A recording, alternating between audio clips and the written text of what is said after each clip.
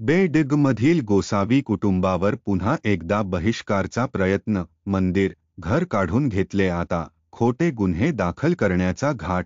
शिवाजी रामचंद्र जाधव, गोसावी यांचा आरोप. मिरज तालुक्यातील बेडगमधील गोसावी कुटुंबावर पुन्हा एकदा जातीतून बहिष्कार टाकण्याचा प्रयत्न सुरू झाला असल्याचा आरोप करण्यात येत आहे.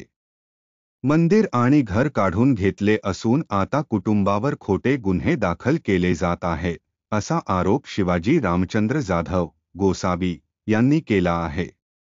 मिरजमध्ये यापूर्वी 2013ला सुनेचा पिता म्हणजेच शिवाजी रामचंद्र जाधव, गोसावी हे मराठीत बोलले म्हणून 80,000चा दंड ठोठावला होता. जातपंचायतीच्या निर्णयावर शिक्कामोर्तब म्हणून 3 रुपयांची चिल्लर फडक्यात गुंडाळून लिंबाच्या झाडाला बांधून ठेवली. दंड देईपर्यंत तशीच राहणार. यावरून सुनेलाही माहेरी पाठवले. जातपंचायतीच्या निर्णयाविरोधात बेडग तालुका मिरज येथील शिवाजी रामचंद्र जाधव यांनी न्यायालयीन लढा दिला होता. आता पुन्हा बेडग गावात शिवाजी रामचंद्र जाधव यांना त्रास दिला जात आहे. गोसावी यांच्याकडे दत्तक पुत्र असताना सुद्धा यांच्या ताब्यातील मंदिर आणि घर काढून घेण्यात आल्याचा आरोप शिवाजी गोसावी यांनी केला आहे.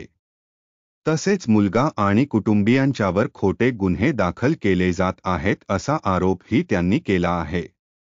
पोलीस प्रशासनाकडून न्याय मिळावा अन्यथा आंदोलन करण्याचा इशारा शिवाजी जाधव यांनी दिला आहे.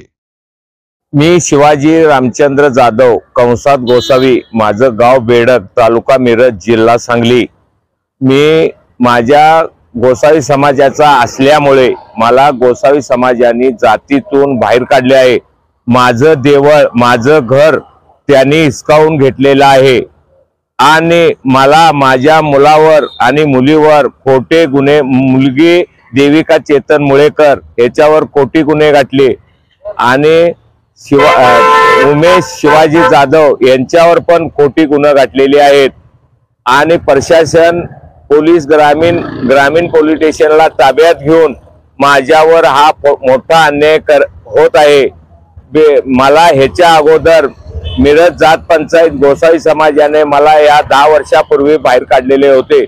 मला तुमच्या प्रशासनामुळे परत मला न्याय मिळाला. आता मला बेडग गोसावी समाजाच्या वतीने मला जातीतून बाहेर काढून आज बेडगेच्या समाजातून मला घरातून बाहेर हाकलून लावून दिलेलं आहे.